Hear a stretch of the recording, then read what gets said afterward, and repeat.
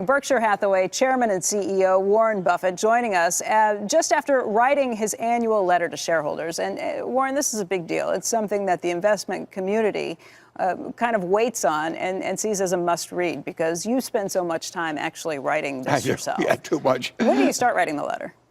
Well, this one I started very early because I had one section in mind. It turned out to be the last section. But when I talk about the American tailwind, I probably wrote that in late summer, and then I work around different sections, but it takes a long time. Yeah, I am not a first draft writer.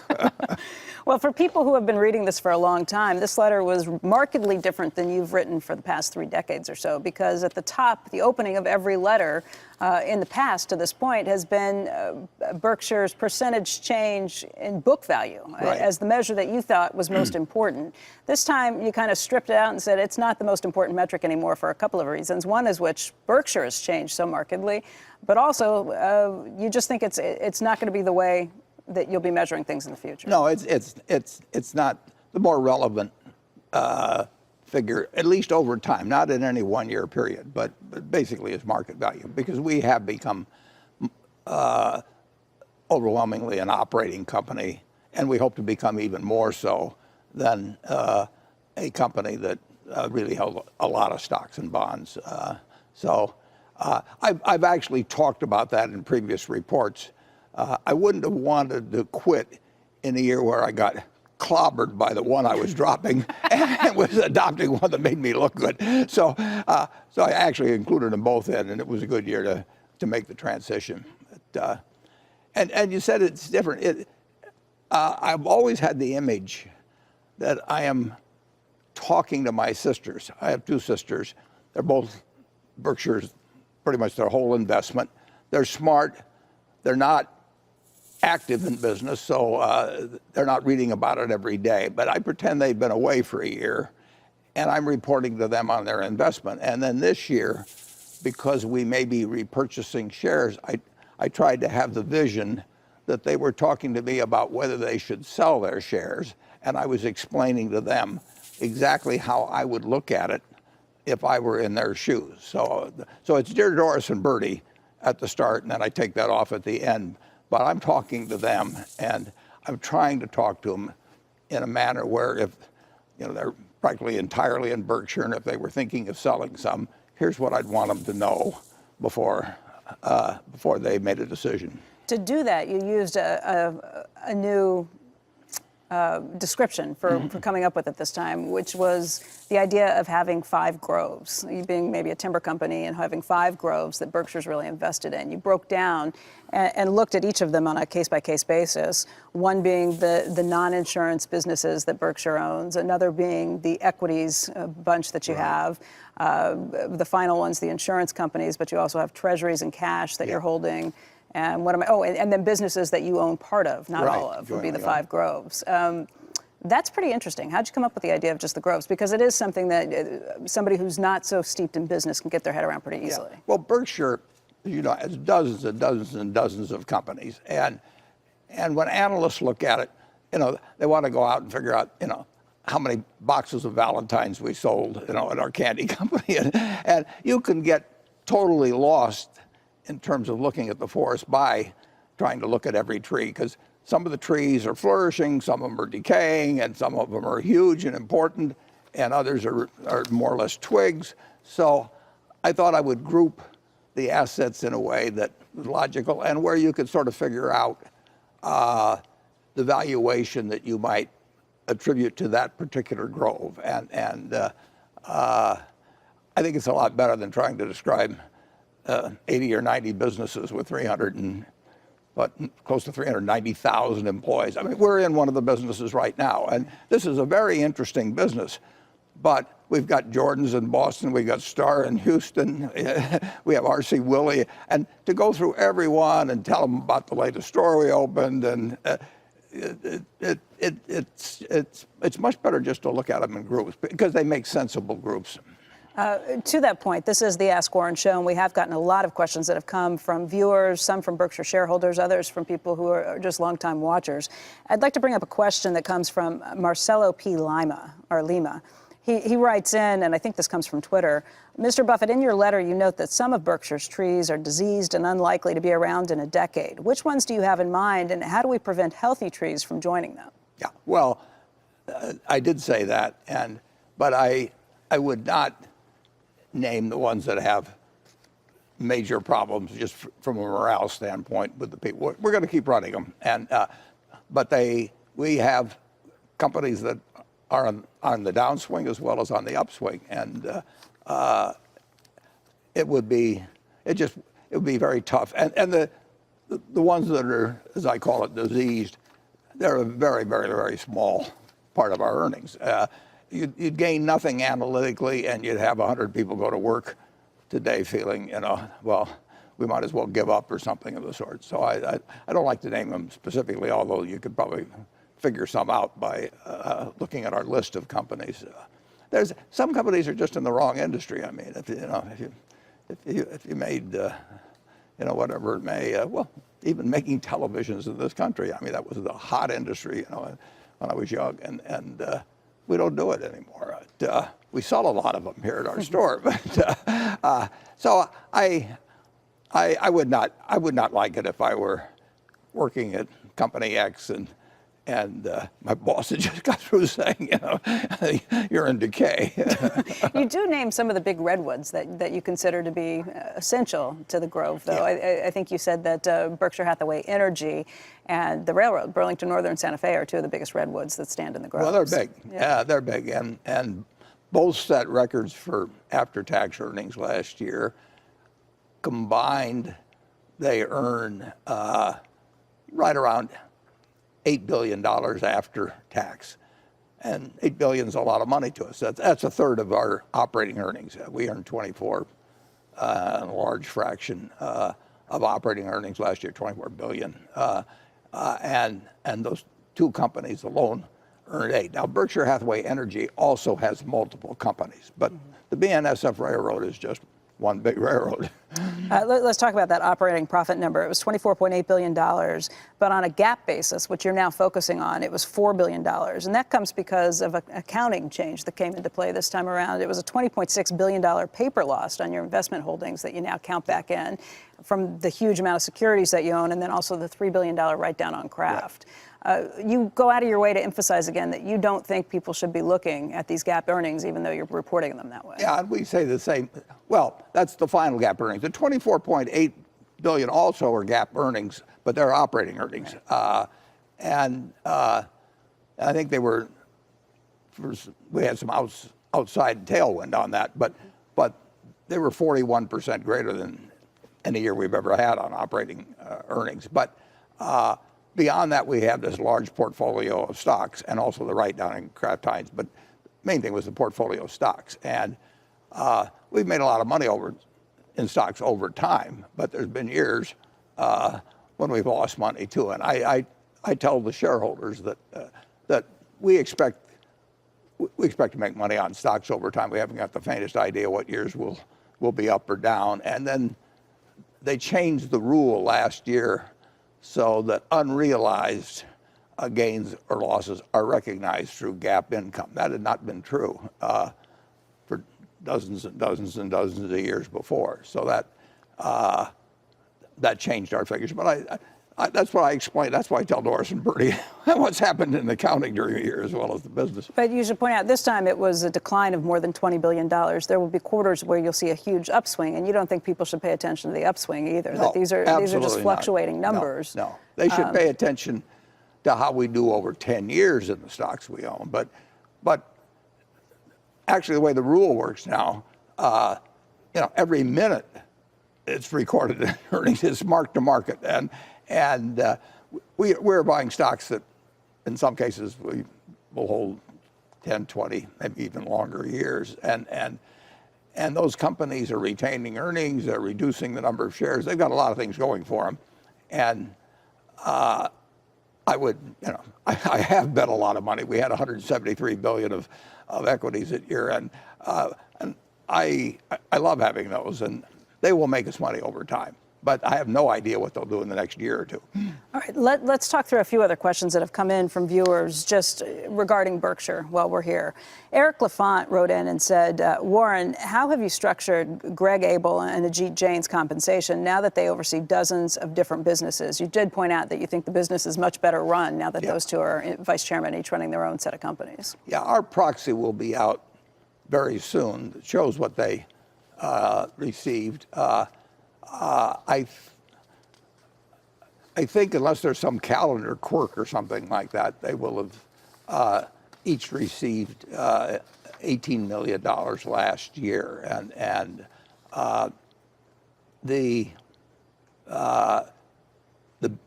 base salary is a high percentage of that, and then a bonus is discretionary with me. But they're doing a fabulous job. Bonus is discretionary, just based on. It's based on how I wake up in the morning, yeah. On that same sort of. That may be the only one you'll read about like that in a proxy statement. There's another question that comes in regarding Greg and Ajit that says this is from the Irrational Walk. A suggested question on Monday, given that Abel and Jain are not only responsible for running most businesses, but also vice chairman, shouldn't they be up on stage along with Charlie at the annual meeting? Many of us would like to hear from them. Yeah, well, you will hear from them more in the sense that they will be up front with microphones ready to take on any questions that come. It's not going to be that many years where the two of us are, they will be up on the stage when we rearrange the format. And rearranging the format means rearranging me and Charlie to some degree. And it's logical for them, and I hope lots of questions get directed to them at the annual meeting, well, because we'll feed them into them. I should mention one thing about their comp.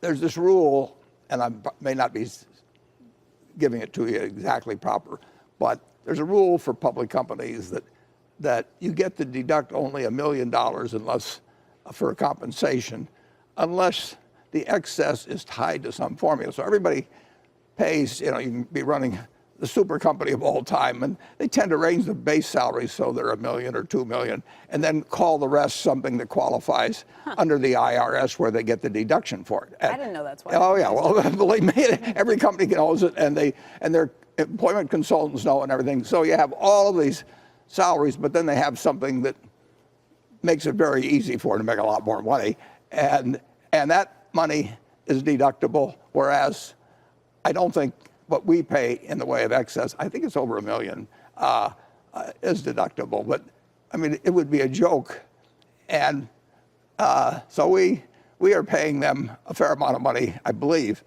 that's not deductible. Whereas at almost any other company, you see that they're designing it so that it is deductible. I always wondered why the base salaries, it's ridiculous. I mean, it's so transparent, but it makes everybody feel good. They passed it, I don't know, 10 or 20 years ago, and immediately everybody, we just had this revelation that now that you're really only worth a base salary of a tiny amount, and they came to me about designing something like this, and I said, it's just a joke. I mean, we're not going to pay them $1 million a year. So, they've got huge responsibilities. So you'll see a little different situation. I think the bonus I give them, I think it was 16 base and 2 bonus. I think the 2 is probably deductible. So 619 on the East Coast, and you're already making friends. Well done. Let's get to another question from the audience. This comes from Brian Chan. He asks, how are Ted and Todd's performance since they joined about 8 years ago? The money managers who are there, have they?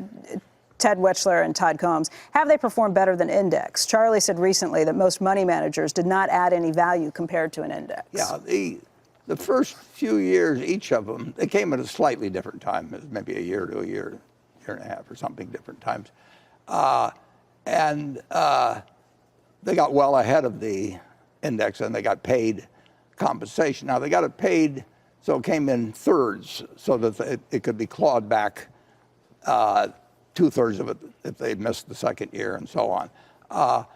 Overall, they are a tiny bit behind the S&P each by just almost the same margin over the same time.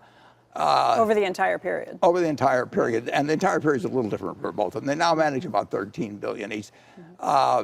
They've done better than I have. So Well, that's a good measuring stick. Yeah. So no, it isn't the measuring stick, but I mention it because if I don't, somebody else will. So they also, both of them, have done an incredible amount of work in terms of acquisitions, and Todd, and particularly on our medical venture. Anything at Berkshire, we made an arrangement with Lee Enterprises in terms of managing our newspapers.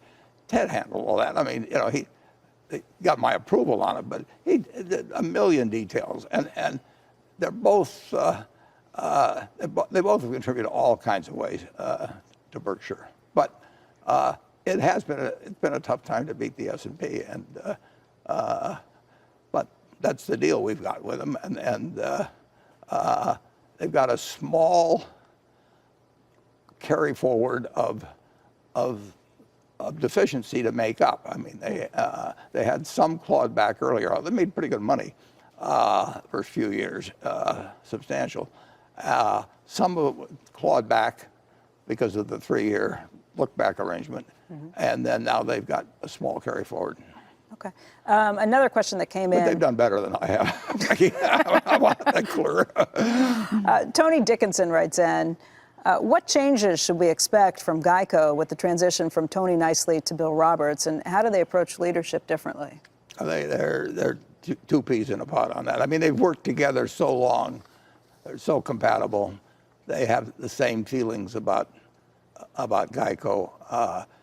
I mean, nobody can quite match Tony's feelings about Geico, but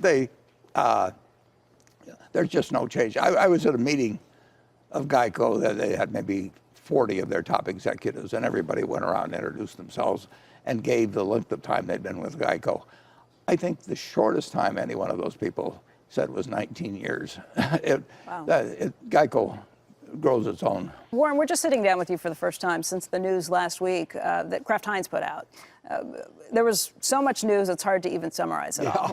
They came out with earnings that missed expectations. They said, by the way, it's not going to get better in 2019. They revealed that there's an SEC investigation taking place into accounting. They wrote down the value of the brands by just over $15 billion. Were you surprised by any of this news? What did you think of what happened? Because the street was surprised. The stock was down over 30%. Yeah.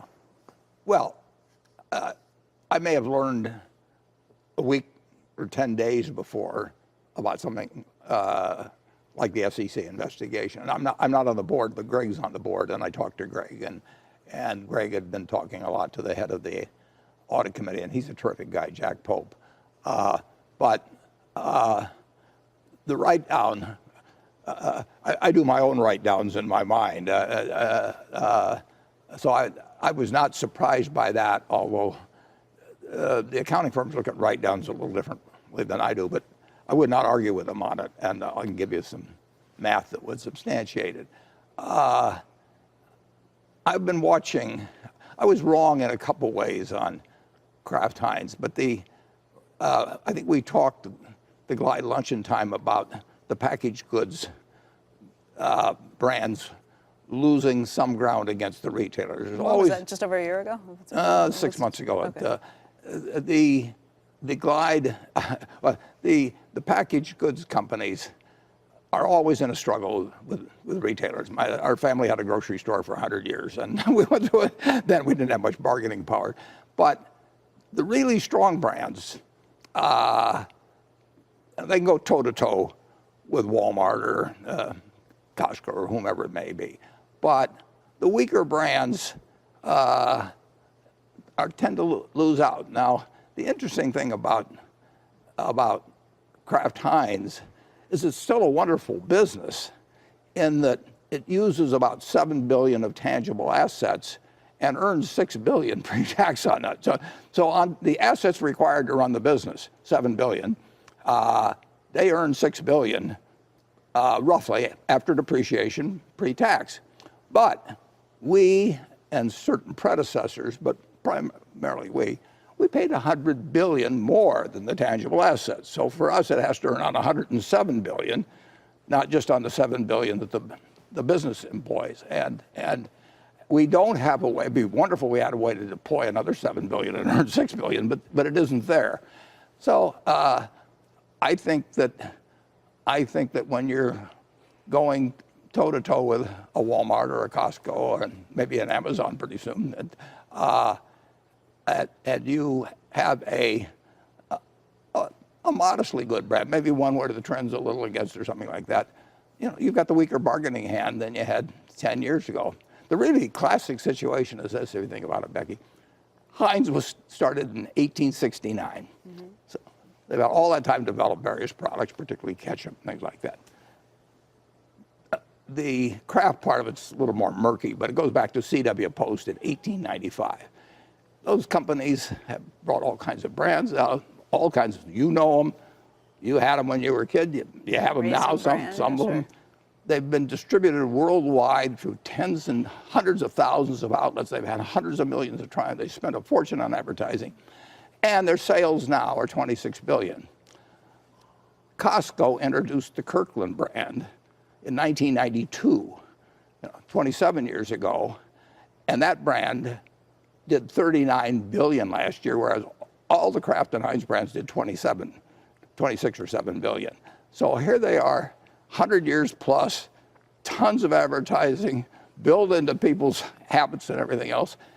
And now Kirkland, a private label brand, comes along and with only 750 or so outlets, does 50% more business than all the Kraft Heinz brands.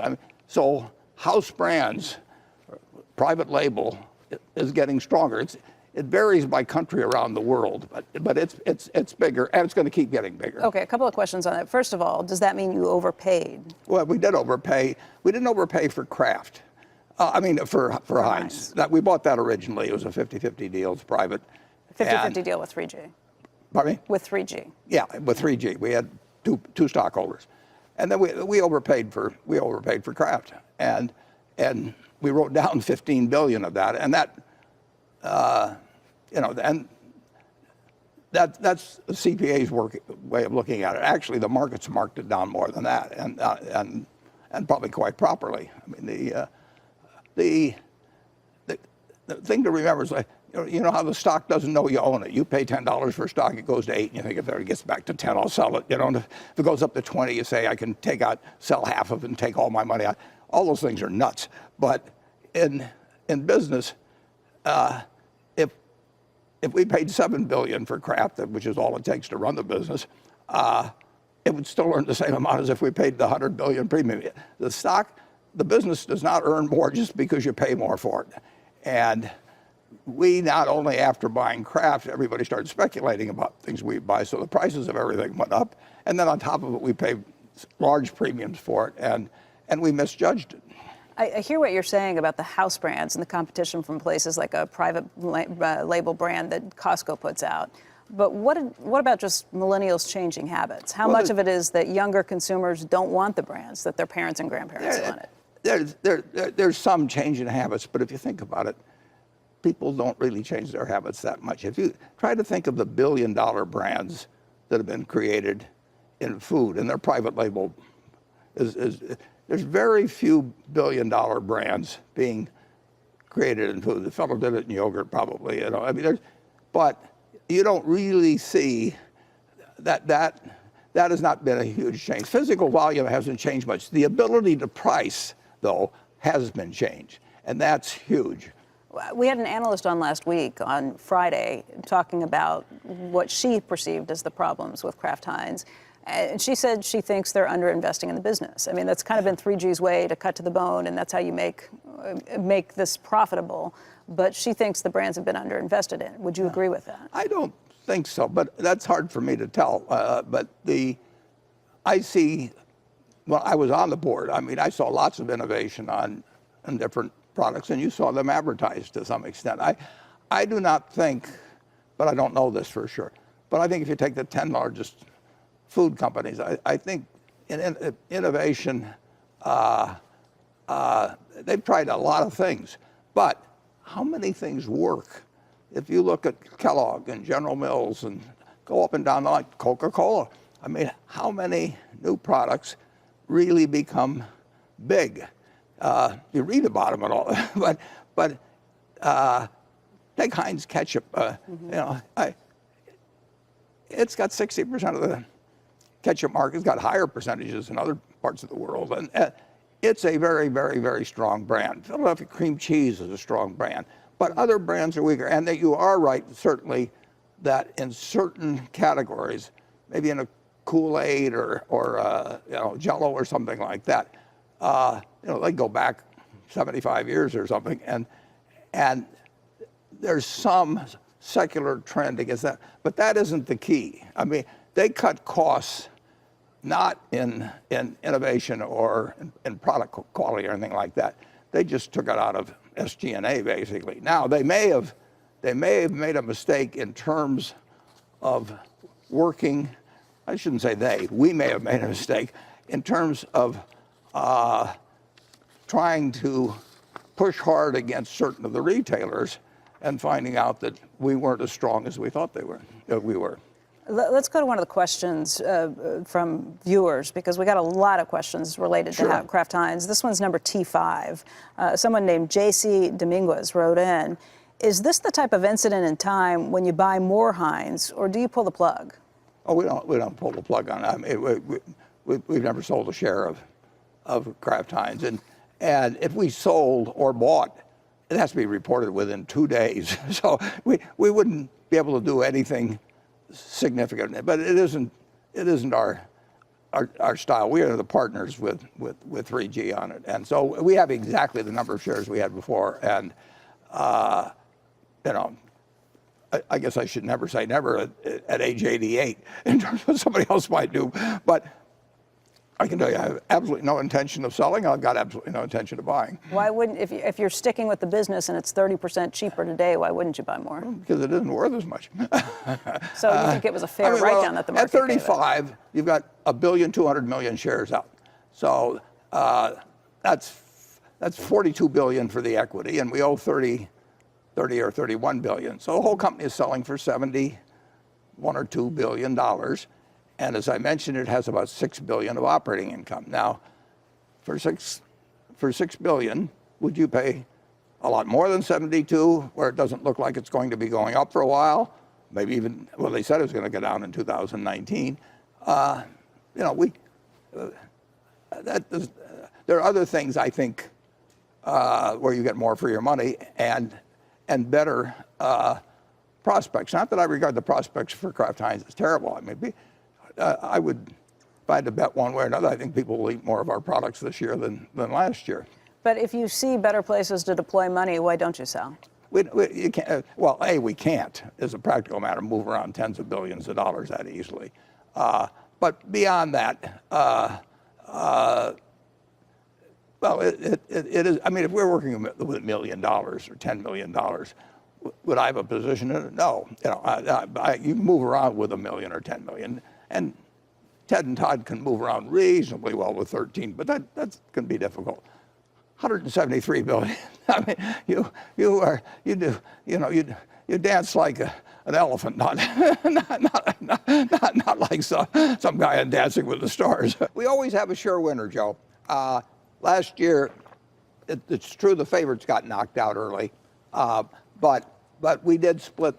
There's a $100,000 consolation prize for whoever does the best. Now that got split 8 ways last year, but the year before we had 5 people that came within 1 game and just the last games of winning the $1 million prize. Now, if they'd won the $1 million, they would have had to split it if all 5 had won it. But there's a $1 million prize, and we're going to do it again this year. And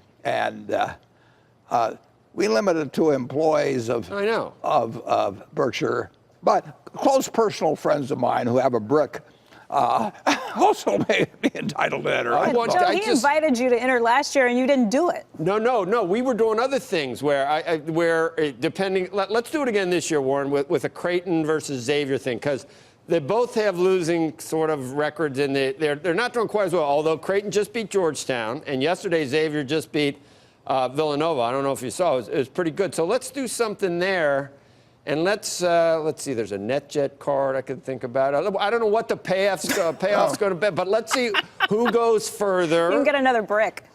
Exactly. If I'm lucky.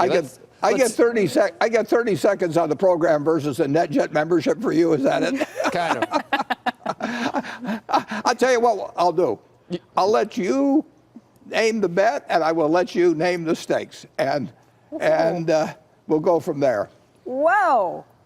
Really? This is the honor system, Joe. Yeah. Okay, let's do that. Now you're talking his language. But he's very crafty and very smart. Like he sent me a NetJet card. It had my name on it, but it was absolutely useless. It was like it was like I use it as a luggage tag. It wasn't worth anything.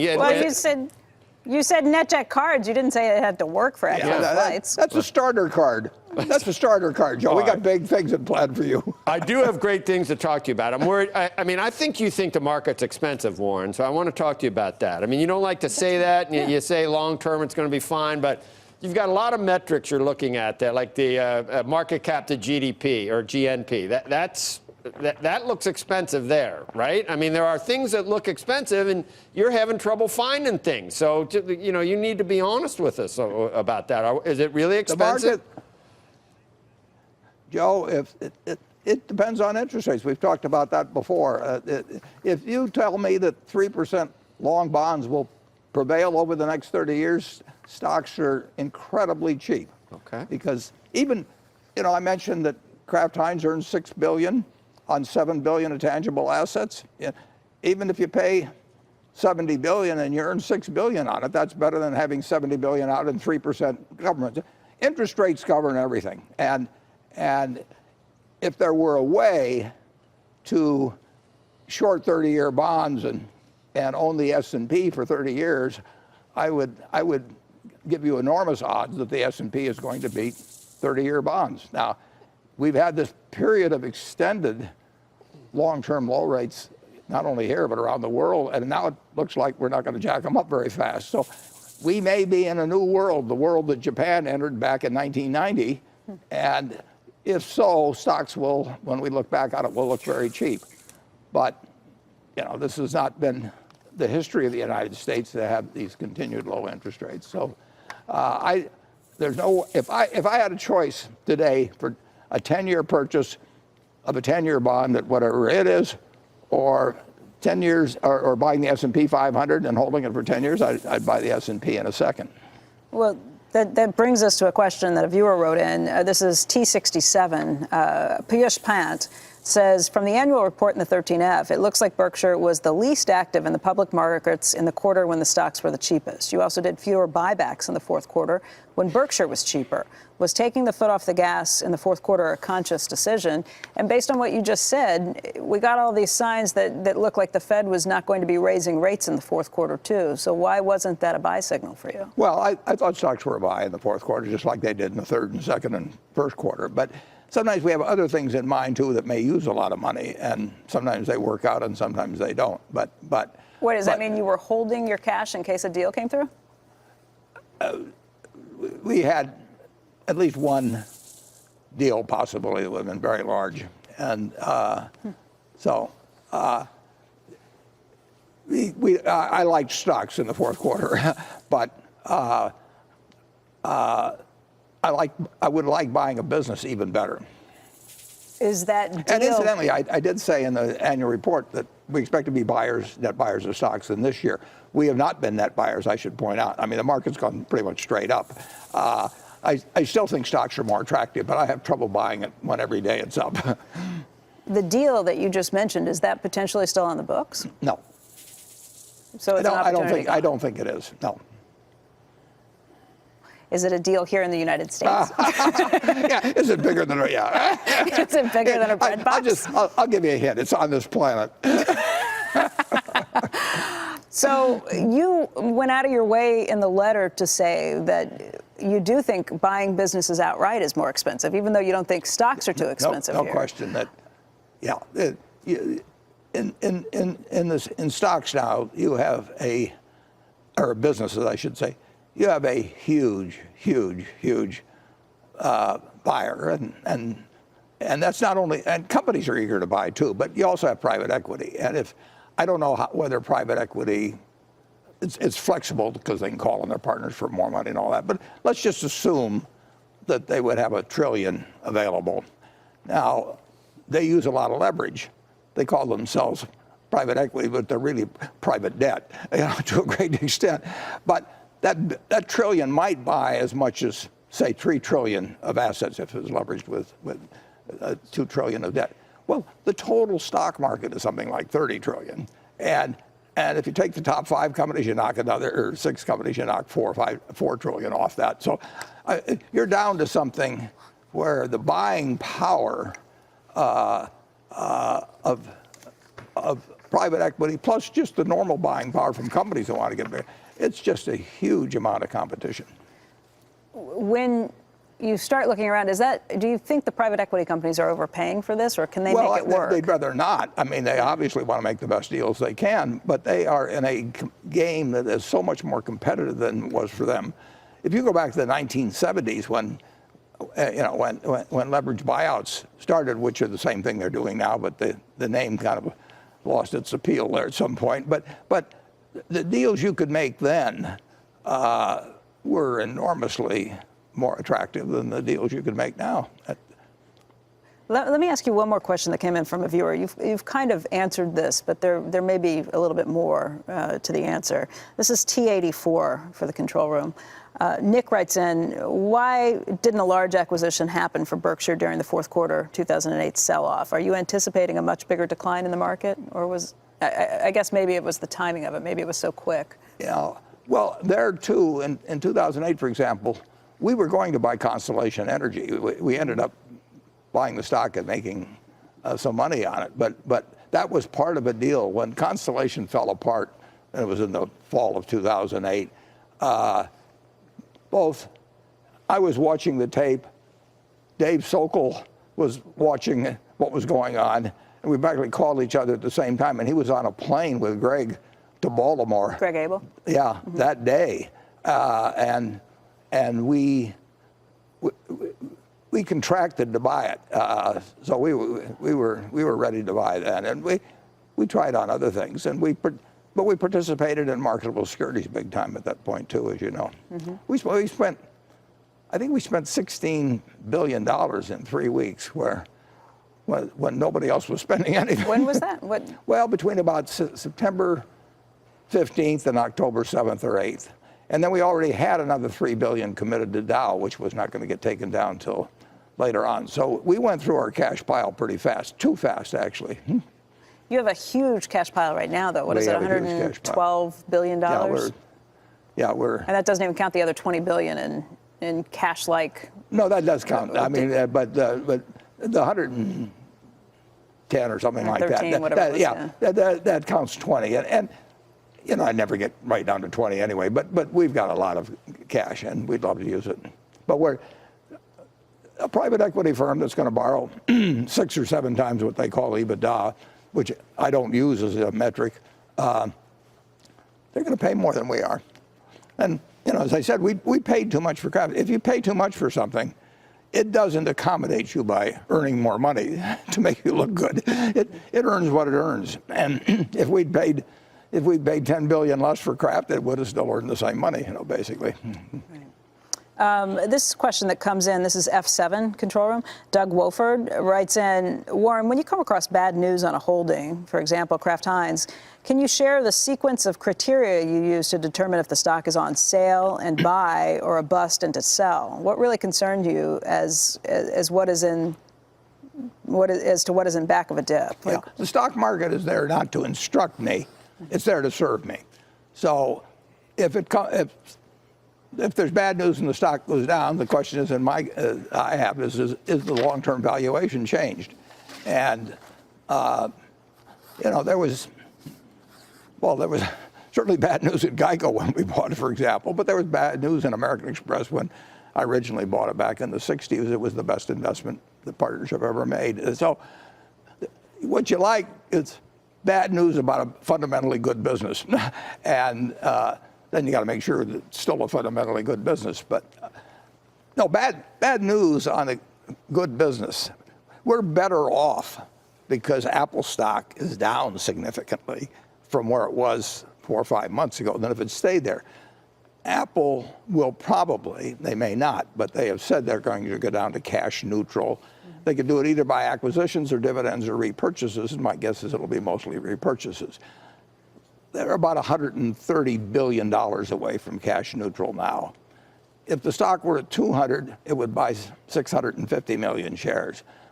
If it's at 150, you buy close to 900 million shares. We're way better off, if it's at a lower price when they're repurchasing shares. Our partners are selling out to us, and they're selling out cheaper than otherwise. The worst thing that can happen from our standpoint with Apple is it sells at 230 or something like that, because we don't like buying it as well at that sort of price. The Camel, well, I was back at Geico 10 days ago, and the Camel was running well ahead.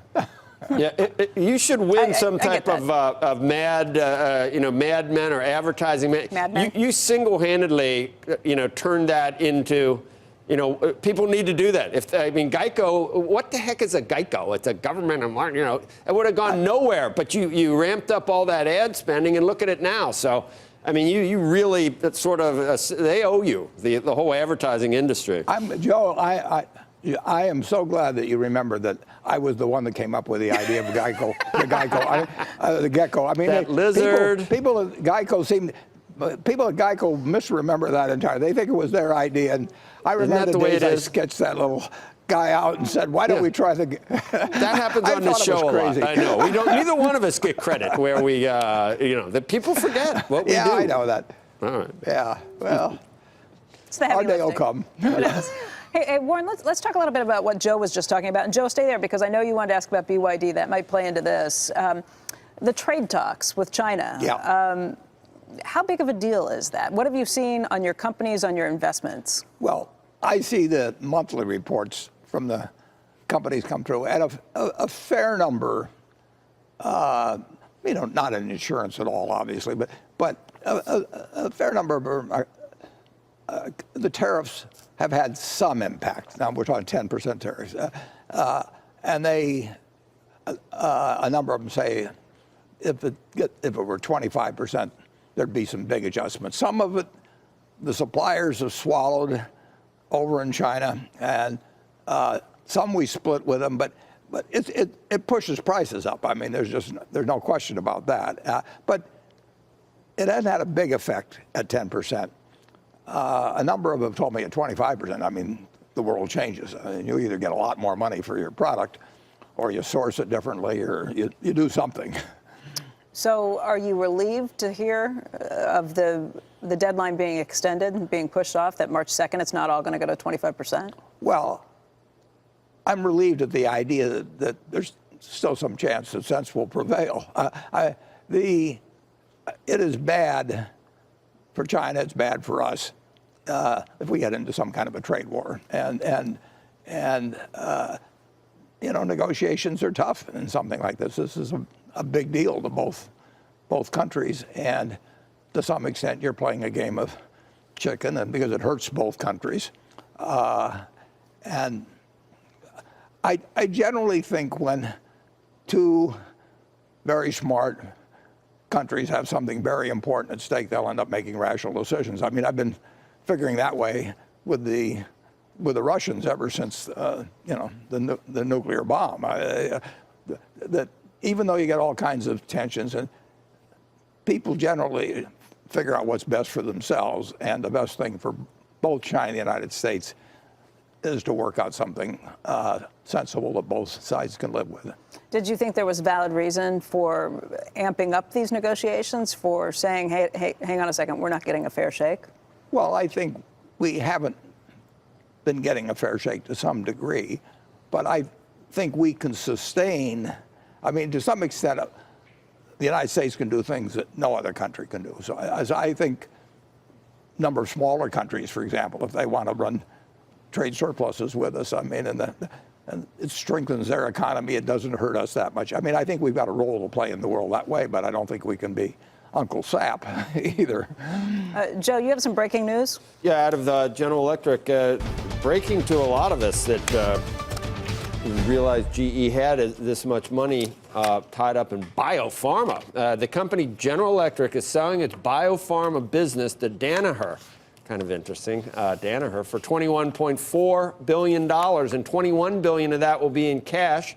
GE says it's going to use the proceeds to reduce leverage, strengthen its balance sheet. It expects the deal to close during the fourth quarter of this year, and there's a lot of there's a lot of comments about how from Culp about how this is in keeping with their plan to reduce leverage, strengthen the balance sheet, and all the other things. The deal, Danaher, meanwhile, sees the deal adding 45 to 50 cents to adjusted earnings per share in the first full year. And instead of us talking about this, Becky, me or you, I guess we should get Warren's comments on what he thinks of this move.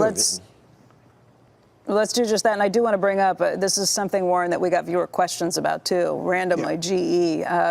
Control Room T102, Brian Savage wrote in, Mr. Buffett, given the recent turmoil with GE, do you believe Larry Culp is the right man for the job? And if you could advise him, what would you inform him he should do? Lastly, if he is the guy, why haven't you invested in a company like GE, given your current funds? Yeah. Well, I think you should sell the medical operation for $21.4 billion to Danaher. I mean, that sounds. I think that GE should deleverage. No great insights there. They believe the same thing, I'm sure. They owe more money than they should at present, and they should sell assets to some degree, not in a fire sale at all. And this is not a fire sale price. So I applaud what was just announced, and I've met Larry. Had a terrific record at Danaher, we are a big customer of GE. We are a big supplier of GE. I've had some connection with the company for decades, and they did call us in 2008 when they needed money, and so. I think all America's cheering for GE, but I'm certainly one of those that is cheering. Have they called you more recently? Well, I've talked to them off and on over the last year or two, but I've said the same thing pretty much as what I'm saying right here. Mm-hmm. Joe, you have other questions on this front? Not so much on that. I got a lot of things, obviously, that we want to talk about, and I guess Warren probably does know GE pretty well. Does he have? I'd like a little more color to his comments on GE. He probably doesn't want to do that. What's your expression? What do you say? You criticize by just generally, but you praise by category. Criticize by category, praise by name. Yeah. But so I guess I can't get you to just slam GE, 10K. Or ML or anything. Huh? No, you'll never get me. No? You'll never get me to do that. What a mess, though, no, right? And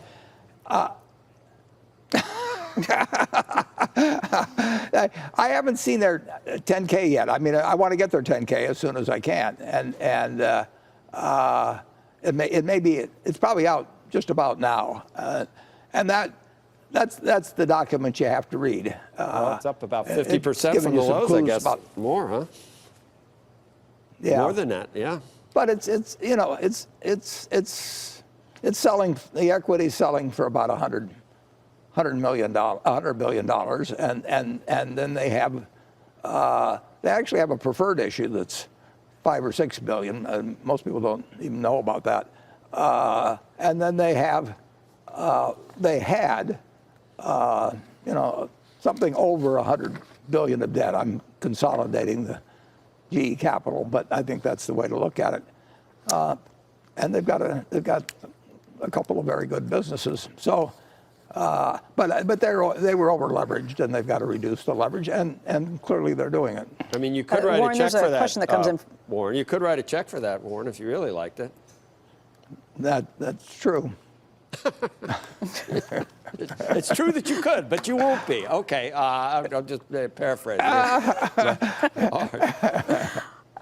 There's a question that came in from a viewer, and I asked this because we're talking about GE, and it's one of many companies that's looking at unfunded pension liabilities potentially down the road. This is T54 Control Room. Brian Bannon writes in, how do you see the unfunded pension liabilities across the United States affecting our economy over the next 10 years? Well, if you're talking about the corporate sector, the unfunded liabilities have been working their way down because all the new companies don't go for defined benefit plans. So you've got, if you take the 4 or 5 largest companies in the United States, they don't have defined benefit plans. We have bought a number of older companies, so we have a fair number of companies with defined benefit plans. We wouldn't start any defined benefit plans, but that it's not a huge problem in corporate America. I mean, you have a Sears and the Pension Benefit Guarantee Corp gets involved, and there'll be others, but it's way less of a problem than it was 10 years ago or 20 years ago. In the public sector, it's a disaster, and it's interesting to me when they talk about these relocation problems, and New York and Amazon, all that sort of thing. If I were relocating into some state that had a huge unfunded pension plan, I'm walking into liabilities because, I mean, who knows whether they're going to get it from the corporate income tax or my employees, with personal income taxes or what. But that liability isn't going to, you can't ship it offshore or anything like that. And those are big numbers, really big numbers, and they may come. You can delay a long time. I mean, you're getting pushed maybe somewhat. But the politicians are the ones that really haven't attacked it in a good many states. And when you see what they would have to do, I say to myself, why do I want to build a plant there that has to sit there for 30 or 40 years? Because I'll be here for the life of the pension plan. And they will come after corporations. They'll come after individuals. They're going to have to raise a lot of money. I mean, when you say that, the states that come to mind, having not looked at those statistics in a while, would be Illinois and New Jersey at the top of the list. Well, as I say, I praise by name and criticize by category. well, let's talk about that decision of Amazon to say forget it to a second headquarters in New York City. We were with Charlie Munger on that day. This was February 14th, just a week and a half ago. We were with Charlie Munger the day that announcement came out, and Charlie had some pretty firm comments on it. He said he thinks it's crazy that states like California and others are basically driving the rich people out. What do you think about it? Well, I heard Charlie on that, and as he says, they don't have kids. They don't, and a good many of them are charitable. They tend to give them things that are around them, and they don't use the services nearly as much relative to their taxes that they pay as the average person. And he says they use the hospitals. Obviously, well, a state like Florida, which has no income tax, attracts a lot of rich people. And in Texas, when people relocate there, the fact that there's no income tax is a real factor. And I don't know about those two states specifically, but I have a feeling that their retirement plans are in pretty good shape compared to the old industrial states. You get legacy liabilities when you move in. Nebraska's in very good shape for a long time. We've really been against the state having any debt. Now they get around that with leasing sometimes. But. Well, what we're talking about is state versus state. Yes. You're now talking about some new taxation plans that are being recommended in Congress or by specific senators or congressmen that are similar to some of those policies that we've seen in the states. I mean, if you just run through it, Elizabeth Warren with her wealth tax on anybody over $50 million, AOC, Alexandria Ocasio-Cortez, with her plan to tax anything above $10 million at 70% rate, Bernie Sanders with his estate tax going up to 77%. If those policies are enacted on a national basis, do you see that same sort of trading off where people would potentially leave the United States? What do you think about these plans? Oh, well, that's an interesting question. I would say this. If tomorrow everybody in the world had a chance to make a one-time change in where they lived, 2 billion families all over the world, the only time they're going to get the chance to make the change. But they will get transported free to any country they want to go, their family, and have citizenship. What do you think is going to happen tomorrow? A lot of people coming to the United States. A lot of people are going to come to the United States. Very few people are going to leave. North Korea might have a small decrease in population. I mean, the point is, this is an incredible country. And it's true that right now we're raising $3.3 trillion and spending probably 4.3. We're going to have a deficit of about $1 trillion in a very good year in the cycle. I mean, a year of prosperity.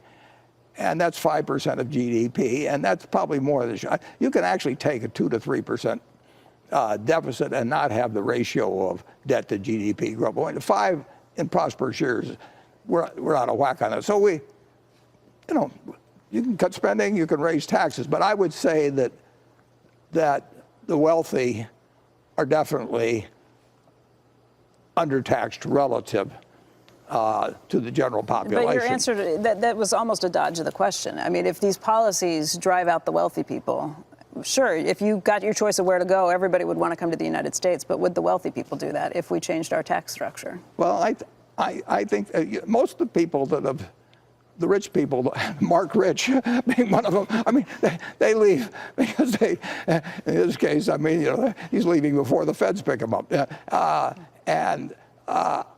I don't think, if you offered most of the rich people, if they were sane anyway, and you said, if you stay, we're going to take half your net worth, and if you leave, you can take it all with you, and you're 88 years old like me, am I going to leave the United States?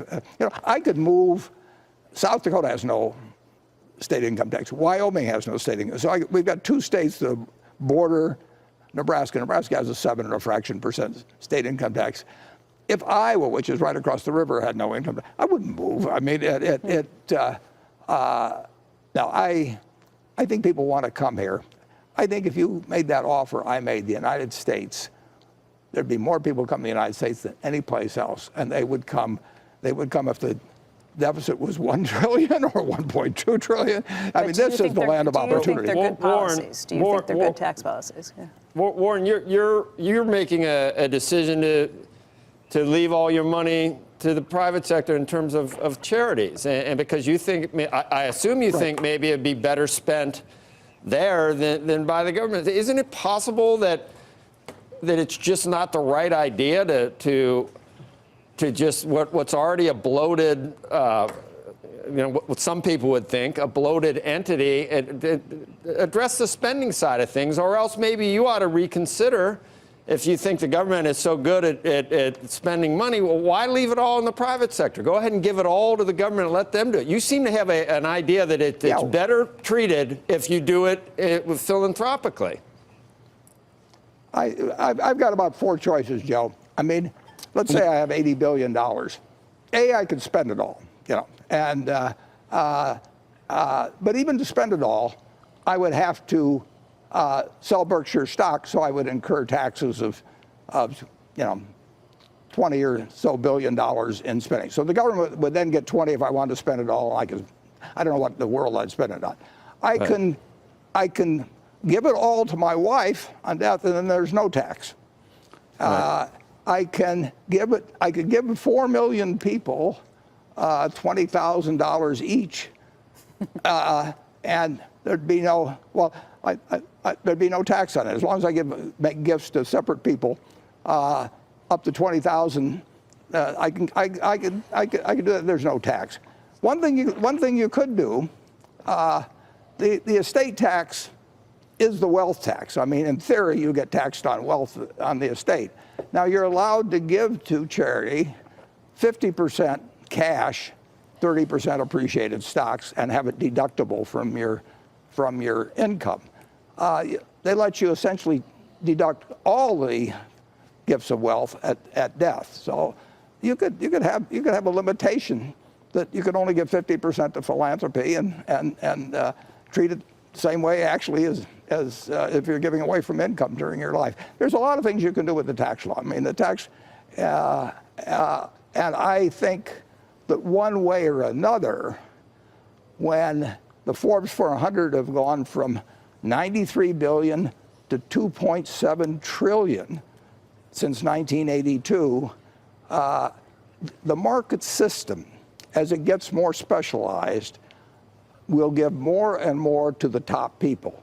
If we were back in 1800 and we were all working on farms, you'd probably be worth a little more than I am because you'd work harder and be stronger. But the top person working on that farm would be worth 1.5 to maybe 2 times what the bottom person was. But as we get more and more specialized, the guy that's the best in knocking out some other guy that weighs 200 pounds is worth $30 million a fight. Now, he's worth $30 million a fight because somebody invented television and cablevision. As we get more specialized, the rich will get even richer.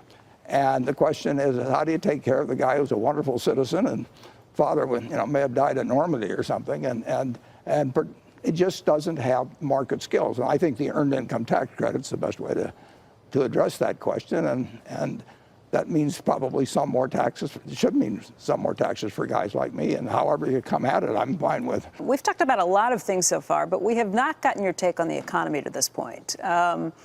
There was just a Federal Reserve report out on Friday that suggested that GDP for 2018 is probably going to come in slightly below 3%. What do you think the economy is doing right now, just based on your businesses, based on the receipts you see, the companies that you track that you have major shares in? Right now, just based on the monthly statements I get, and some cases I get other data in between, but overall things are a little better. I mean, the rate of improvement has tapered, but it certainly hasn't flattened. Now that could change next month, and home construction has been disappointing, but most of our businesses, I've seen other figures on retail that are strong, including Walmart's. But I would say our retail figures in January were not strong. But January's a peculiar month. That can be affected a lot by weather, although any retailer will always like things on the weather. Right now things look fine. When you say it's a little better, that's relative to when? What's your comparison period? Well, I'm saying that if it developed as I see in January and February for the whole year, I think we would probably beat our 24.8 billion. But that would depend on insurance profits because swing either way. They are of your unrelated. operating profit that you just reported. But the operating, yeah. So business looks decent. It's not galloping ahead, and the tariffs having a little effect at 10%. If they went to 25, they could change things quite a bit. And I do see some more inflationary things, but no, I don't see anything to be alarmed about at present. What inflationary But incidentally, if you told me GDP would be down this year, we'd still be doing the same things, pretty much. What inflationary signs do you see at this point? Well, as I get the reports from the companies, they say these raw material costs are going up, and now oil being down helps us. I mean, that's the basis for a lot of raw material costs. But overall, there's more cost pressure. You mentioned that housing has been weaker, home building, that you've seen that. Why do you think that is? It's puzzling because, before 2008, we were running higher. Well, I mean, the one obvious answer is you expect household formations to go way down in a recession, and we had a bad one. But you've had this big trend from home ownership to renting, so that that's probably changed by 5 percentage points. Well, 5 percentage points when you talk about 125 million households or 6 million houses, there are people that are living in rental units rather than houses. So that configuration has really changed. And I would have thought it would have turned back as people got their jobs back and all of that. But single-family construction is really, I think it's been quite weak compared to what you would expect after 10 years of recovery and with the stock market, quadrupling from the lows and unemployment at 3.7%. People are just making different choices. Jay Powell, the chairman of the Federal Reserve, is set to testify before Congress on Tuesday and Wednesday of this week. Based on what you said about the weakness in housing, based on some of the downturn that you saw, did you think he made the right move by signaling a much more dovish take last quarter? Yeah, I don't second guess him at all. I think he's a terrific choice for Federal Reserve Chairman. He actually was at the Treasury in 1991 when Solomon was in trouble, and I saw him make a lot of very good decisions for the United States government. He's a smart man, and he's very level-headed, and he understands both business and economics, and I don't think you could have a better chairman. So I will never second-guess him. I know you don't make a lot of investing decisions based on what the Federal Reserve chief or anybody else is saying, but what would you be interested in hearing from him this week? What might you be listening for? Well, I read what he says, but it doesn't affect anything we do. Like it just doesn't. I mean, it doesn't affect it in investments or in, the amount of money we're going to spend on the railroad this year and energy or anything. We're plowing ahead always. We always spend more than our depreciation, and we know the country is going to make lots of progress over time, and we don't think we're smart enough to jump in and out as to when the time is. A couple of questions that came in from viewers when it comes to the economy. One is T19 Control Room. Rashad Khan asking, do you think the 10-year yields are likely to rise from current levels in the long run? I don't know what the long run is. Yeah, well, I'm amazed that 10 years into a recovery, or 9 years into the recovery, 10 years from the panic, I'm amazed that rates worldwide are what they are. This is not classical economics to have trillions and trillions of dollars still at negative interest rates, with the world doing really very, very well. I don't know. I don't understand it. I don't think the economists really understand it. I mean, they got to explain it somehow. But that's the real question for stock investors. Are these rates more or less a new normal? And people who thought the Japanese rates in 1990 couldn't possibly stay where they were, that turned out to be suicide for the people that shorted Japanese bonds and so on. We live in a world that wasn't described in classical economics. Do you think it's because of the experimentation by central banks around the globe? Well, I think that the central banks did what they had to do after 2008 and 9. In fact, I think Europe was a little late doing it, but when Draghi finally said, we'll do whatever it takes, the only one that can say that is central banks. And I think central banks behaved very well post the recession. You've mentioned twice this morning how we could potentially be in a situation like Japan, where these interest rates stay at these incredibly low levels. Will it work out better for us than it has for Japan? Well, the answer is I just don't know. But Japan also has a declining population and no energy resources. And we're a different case than Japan. We're here at the Nebraska Furniture Mart today, and I know that you've talked a little bit before we came on the show this morning just about Rose Blumkin, who founded the Nebraska Furniture Mart. You bring up immigration, so I thought maybe now would be a good time to talk about that. She came here in 1917. Yeah, she came over here on a boat from Yokohama, and she landed in Seattle, and I've got the manifest of the boat and here, and I've got her entry papers, and she couldn't speak a word of English. The Red Cross got her to Fort Dodge, Iowa, where her husband was.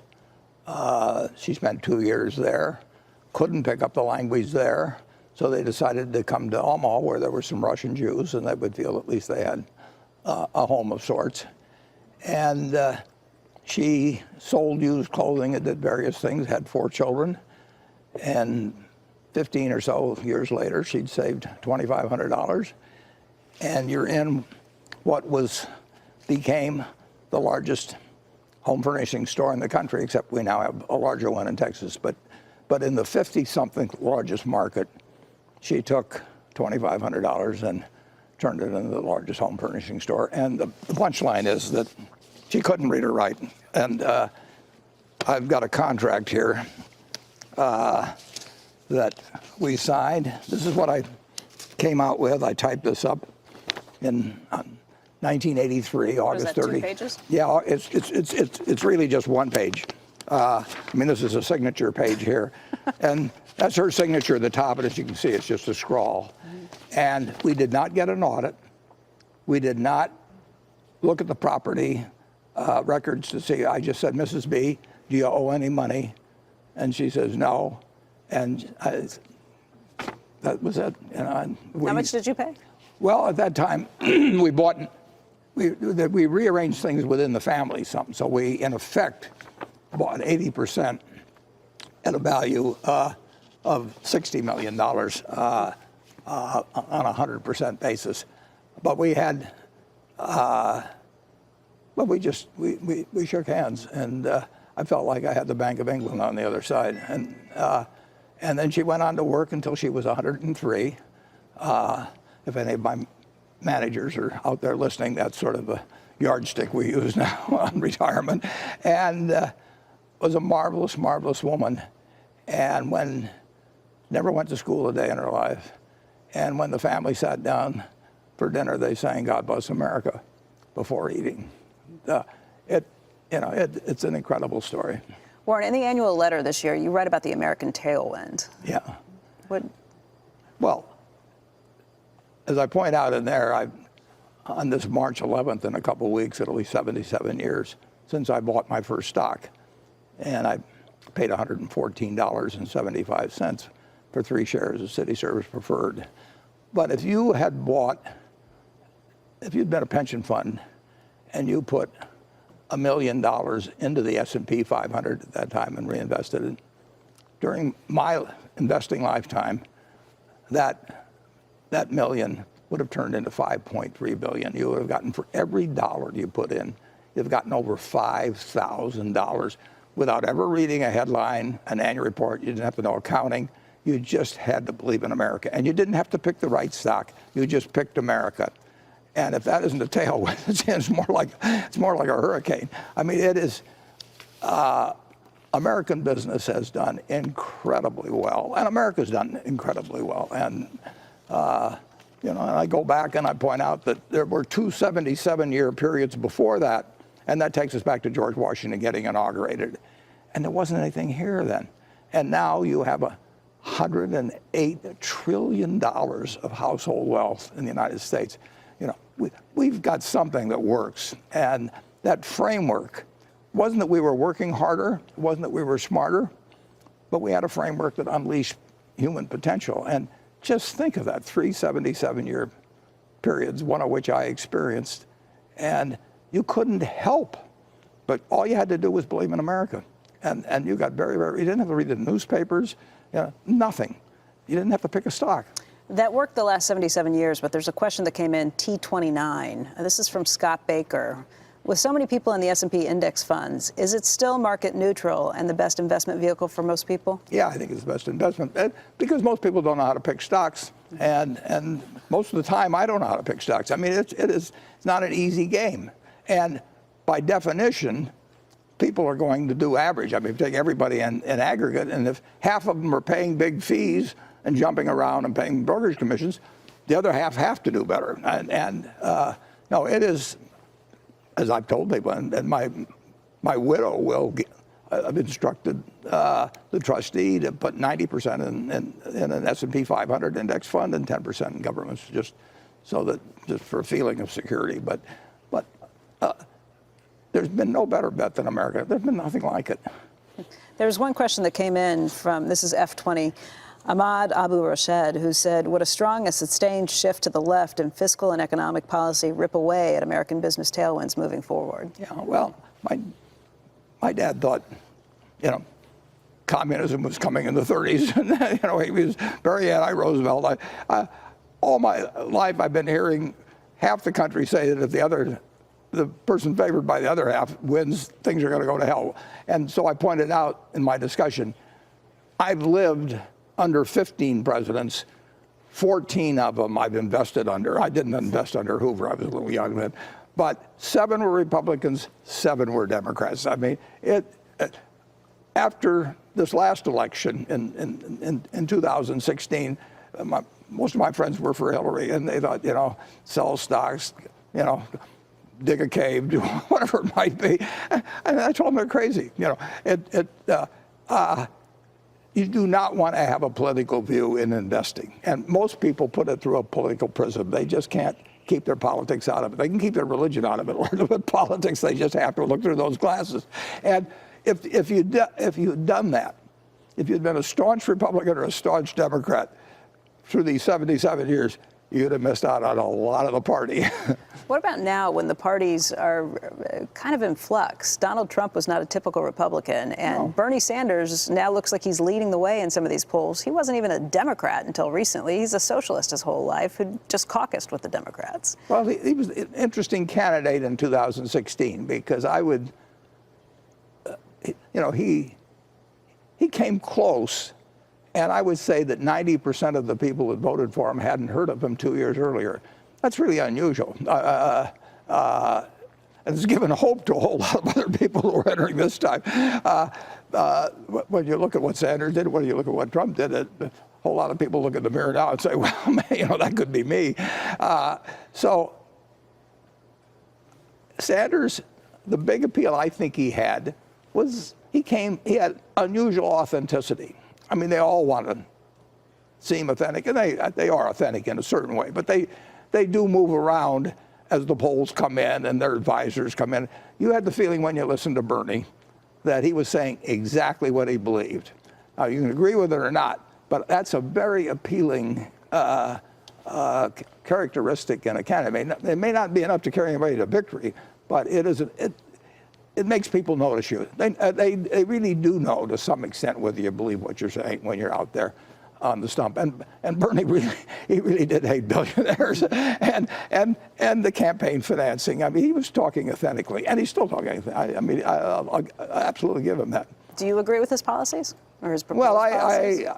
I agree with certain things that make him mad. I don't like the campaign finance laws, and I also think that the inequality gap has widened and will continue to widen unless something is done about it. But I also believe that the most important single thing is to have more golden eggs to distribute around.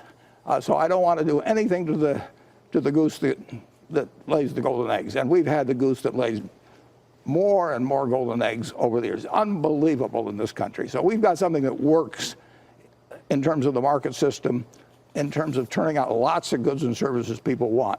The question is, what happens to the person who's a decent citizen and doesn't have market skills? And we can solve that. A rich family can handle if they've got 6 children and one of them isn't as good in the market, is just as good in every other personal quality. They take care of them. And we've got $60,000 of GDP per capita in the United States. That's 6 times what it was when I was born in real terms. So we can take care of people, and we should. But we shouldn't screw up the market system. Well, Bernie looks mild compared to some of the candidates who are running to the left of him. Well, that's because people have seen how it worked for him.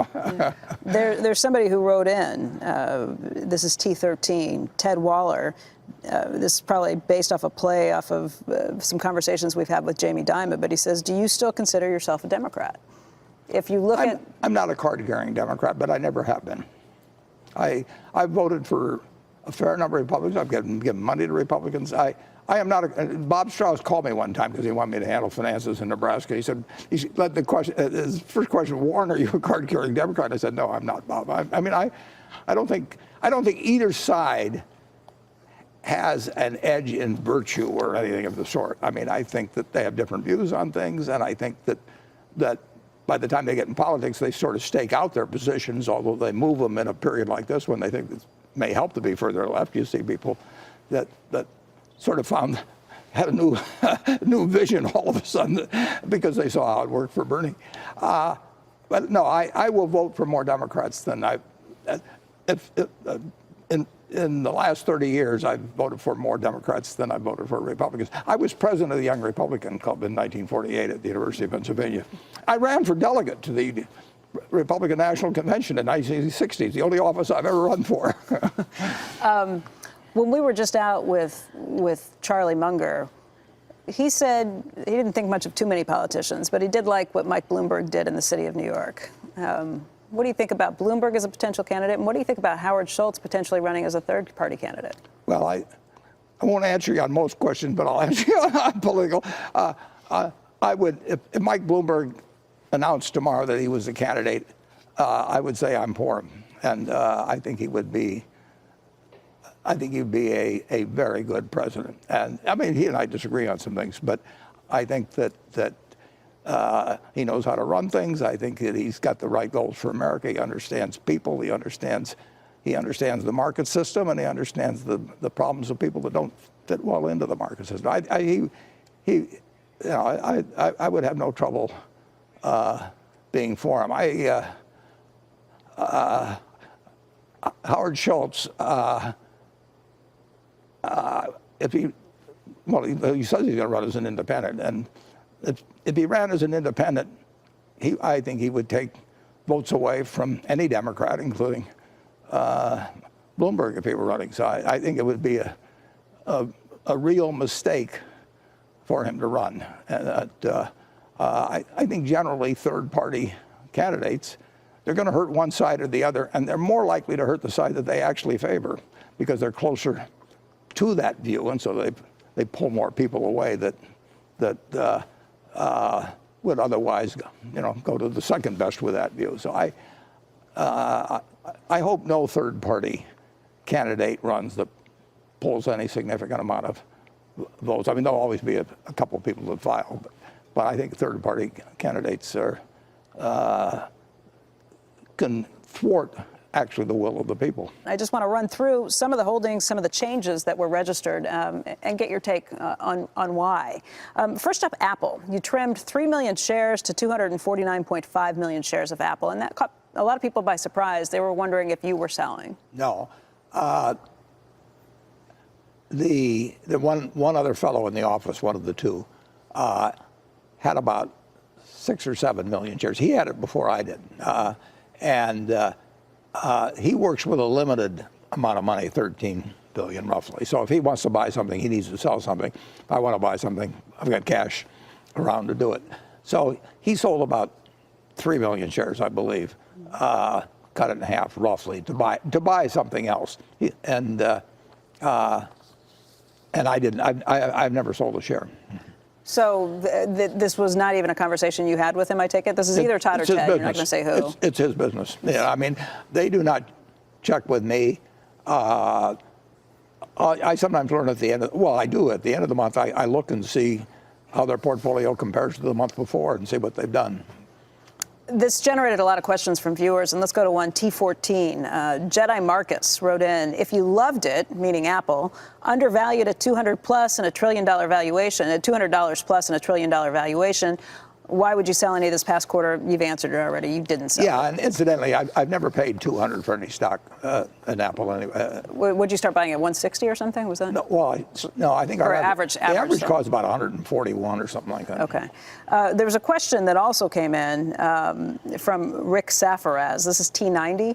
He said, do you plan on adding to your Apple position throughout 2019? And I just want to also bring up a tweet from Jim Cramer. He tweeted back on February 5th, doesn't Apple trade like Berkshire is back buying? I spoke with Cramer about it, and he said, look, I don't know anything. It's just all of a sudden the stock's really picking up. It's almost as if. So are you interested at lower levels? I'm always interested at lower levels in a number of stocks we own. There's some where we really can't go over 10%, and generally I don't like to go over 10% because it complicates life quite a bit. With banks, it actually throws us into the bank holding company ground. So there are stocks that I would buy that we own 9 and a fraction %, and I actually may be selling a little bit because they're repurchasing their shares, and I don't want to drift over 10%. But Apple, I don't see myself selling. The lower it goes, the better I like it, obviously. I mean, Apple is not one of those 10% stocks. Don't you own about 5% of the shares? About 5%. So is this a situation where you have been buying since it came so much lower at the end of December? It's really not back to where it may have briefly, very briefly got there, but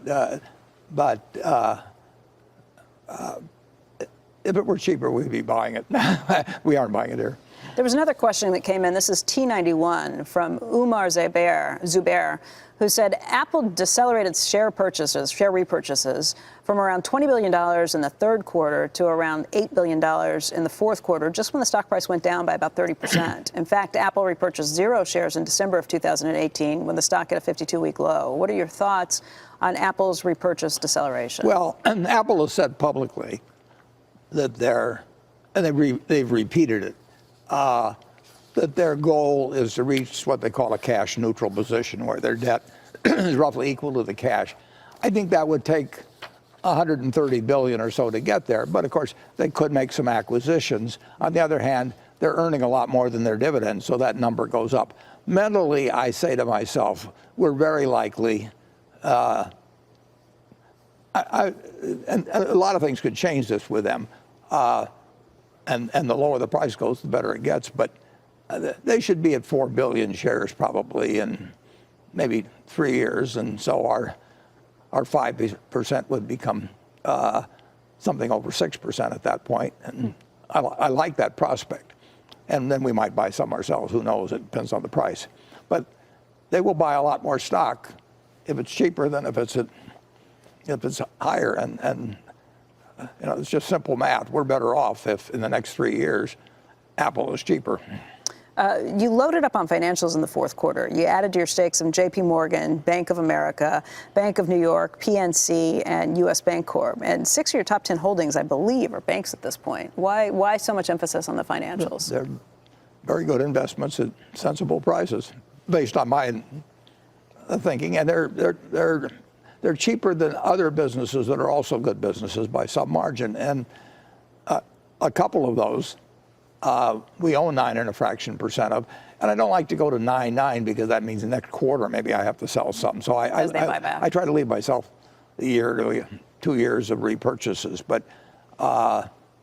Bank of America has been particularly aggressive on buying his stock. And Brian Moynihan has done such a good job running that company since he took over. I mean, he was the most underestimated bank executive in the country, and he is everything he said he would do. He's done it, and he's beat it, and he sets tougher targets all the time for himself, and he's been smart about repurchasing shares.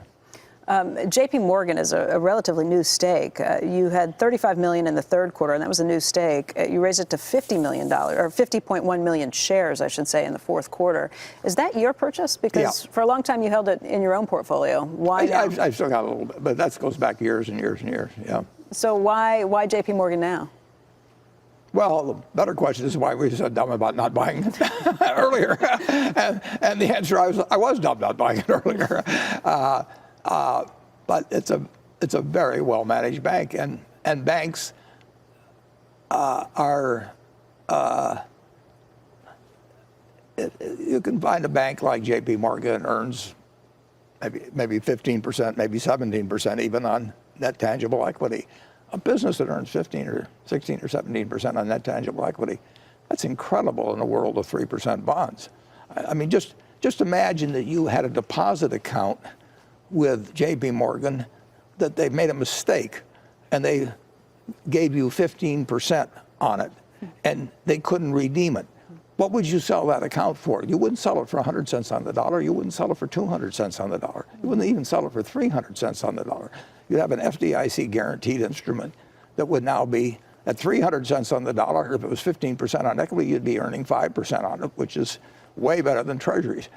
Now, if on top of that, your deposit allowed you to let your interest compound to some extent, now that instrument becomes even worth way more, because if you have an instrument that could compound at 15% for 10 years and use the added capital, that's worth way more than 3 times tangible equity at current interest rates, way more.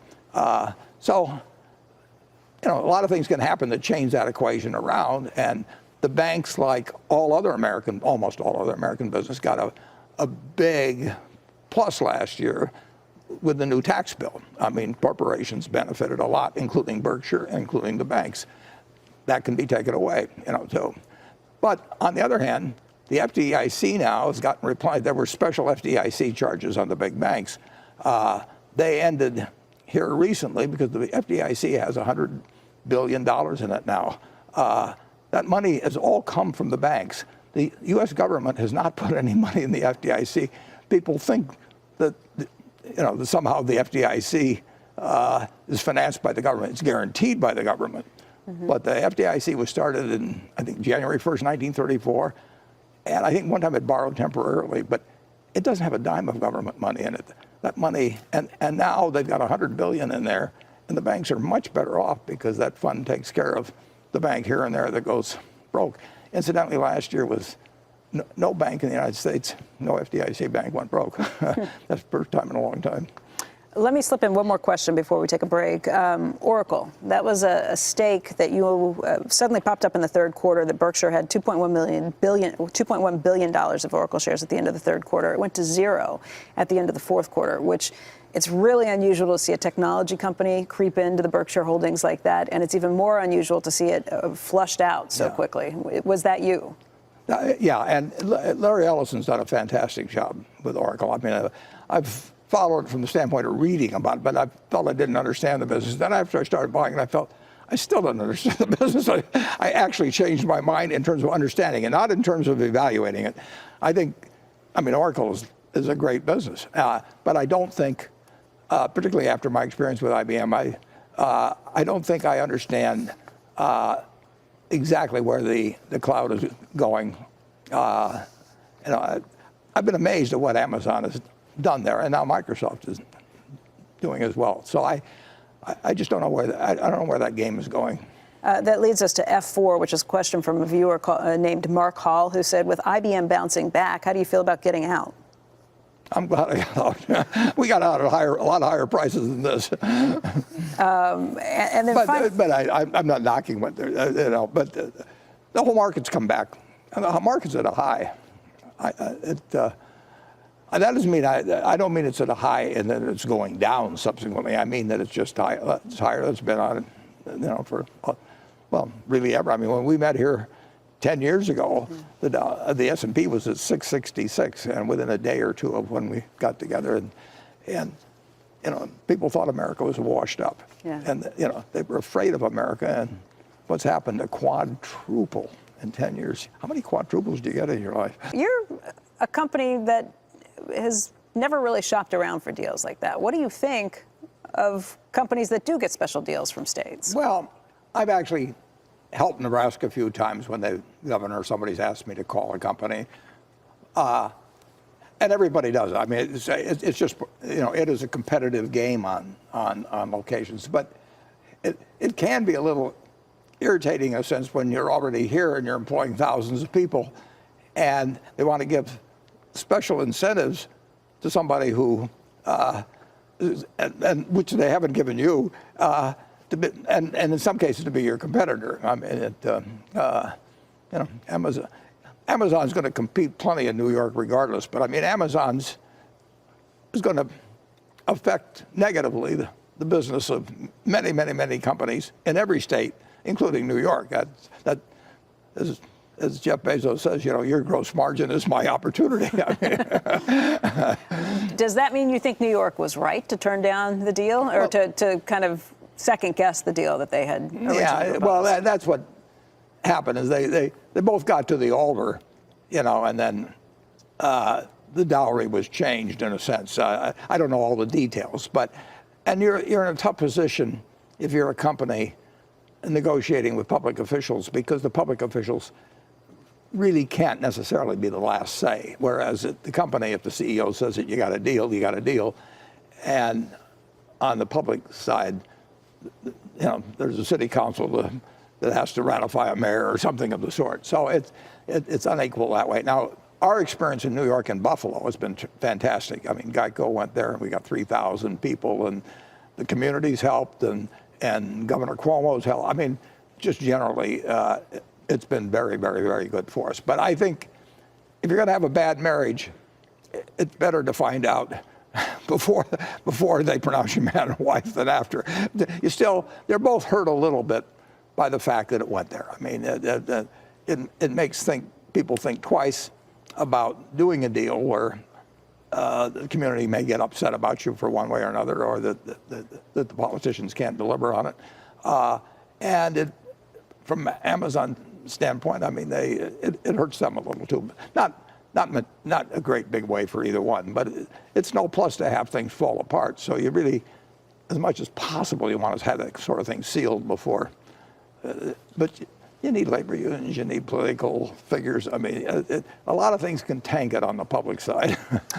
You know Jeff Bezos very well. In fact, you're working with him and with Jamie Dimon on this healthcare initiative between the three companies. Can you give us an update on where things stand right now?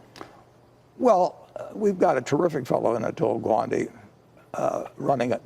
It is a long-term problem. I mean, a process. And when we get through, we have to not only have a better medical service. I think we've got a lot of great things about our medical system, but it is costing us now 18% of GDP, up from 5%. And it is a tapeworm. And if any other costs in America had gone from 5% to 18%, federal taxes have stayed quite constant around 18% for 40 or 50 years. Same time, medical's gone from 5 to 18. Now, the little double counting there because Medicare's in it. But so we've got to stop the cost situation. But what we're hoping to find is something that will not only do a better job for our employees, but have them feel better about it and stop the ascending rate. You know, every point you chew up of GDP comes from somebody else. I mean, there are only 100 cents in the dollar, but it's a very long term. I mean, and we'll get something done. The probabilities, you know, I mean, we're trying to change a $3.3 billion industry, $3.3 trillion industry. I'm sorry, that really for the people participating in it, they feel pretty good about it. I mean, the people getting the 3.4 trillion. The hospitals aren't unhappy. The PBMs aren't unhappy. The drug I mean, they may complain a little bit, but the people that are getting the 3.4 trillion are not screaming change, change, change. Right. What are your thoughts on Kraft Heinz following all the current news, and what is your biggest concern regarding Kraft Heinz' future? Well, we have some very, very strong brands at Kraft Heinz, and as I pointed out earlier, the company earns about $6 billion pre-tax, but after depreciation, not after amortization, but after depreciation, earns $6 billion on $7 billion of tangible assets. It's a fabulous business. It's in terms of return on tangible assets. I mean, this is a great business. We're sitting here at the Furniture Mart, but the return's much higher at Kraft. It's much higher than it is at J.P. Morgan. It's much. You go up and down the list. There's very few companies that are earning $6 billion on $7 billion of tangible assets. But we paid $100 billion more than the tangible assets in buying, and we overpaid in Kraft. I don't think we overpaid in Heinz, and we borrowed money that related to projections that have not been met. We earn a lot of money, but we were paying out a lot of money, so we had very little in the way of retained earnings to reduce debt. So our debt of $31 billion is higher than we projected originally to rating agencies and so on, and we need to bring it down, and it comes down very slowly. I mean, unless you sell properties. I mean, even if you cut the dividend from $250 to $160, that's $1.1 billion a year. But on $31 billion, you'll go the right direction. But there's a lot of there's real debt to be reduced. A lot of people wrote in and had questions about your partnership with 3G. 3G were your partners in the Heinz deal, and then with the addition of Kraft as well. Let's go to T61. This is from James Shanahan. Mr. Buffett, how would you characterize the relationship with 3G today? Would you still consider additional deals with 3G? Yeah, I considered Georgie Paulo and his associates, but my primary contact's been with Georgie Paulo Lemon over the years, first meeting him on the Gillette board, and I think he's an absolutely outstanding human being. But a year ago, he pointed out that the game had changed in terms of brands. He gave a talk at some Forbes event or someplace, and that was a full year ago. And 6 months ago, I told you at the Glide thing that brands, it's not as packaged goods are not as good a business as they were. The really strong brands are, but we've learned that over the last few years as the struggle between the retailers and the brands has shifted toward the retailers, and that's why Kirkland is a very, very big brand. Walmart's going more to private label. There's some big forces on the other side. If you got a good enough brand, you can also call your term. Costco dropped Coca-Cola some years ago. They brought them back. Do you see that ever shifting, or do you think that the game is going to be this way, weighted towards the retailers, Well, except for the biggest brands? It certainly looks like, particularly with the addition of Amazon to the picture. I mean, when you have Amazon and Walmart fighting, it's a little bit like the elephants fighting. I mean, the mice get trampled, and I certainly don't see the retailer's position getting weaker. I mean, you have Aldi coming in and stronger. And you got Walmart's done a very, very, very good job. You had Doug McMillon on, but he carries around that list of the 10 top retailers from the past, and From every decade. to remind him, that it's hard to stay on top, but now you've got and a lot of other players too, but two particularly strong players that have got their foot to the floor, and to some extent will be pushing their own brands. In terms of the partnership with 3G, if the situation has changed, according to both Georgie Paulo Lehman, and to you, if brands are not as strong as they used to be, and as you've said in the past, it's gotten really much more expensive to try and look at any of these other consumer packaged goods companies and potentially buy them. Does that mean the whole 3G formula has kind of been upended? Is it really difficult to make it work if you can't go out and buy another company and then cut costs? Yeah, well, the acquisition just don't work as well. I mean, for one thing, the prices got pushed up, and anything, almost anything at a price can be good, not everything, but anything at a certain price can be bad. I mean, if you pay too much, you pay too much, and that doesn't change. And if you borrowed a fair amount in conjunction with it, it takes a while to turn it around. I do not see. Well, we're not in a position to buy additional brands, and I have not thought it made sense. As we've seen both prices change and the competitive position change somewhat. I still like I like the businesses we have. Very much, I'll be happy to be in Kraft Heinz 5 years from now or 10 years from now. I'm certainly happy to be Georgie Paulo's partner. He's a terrific human being and very smart on business.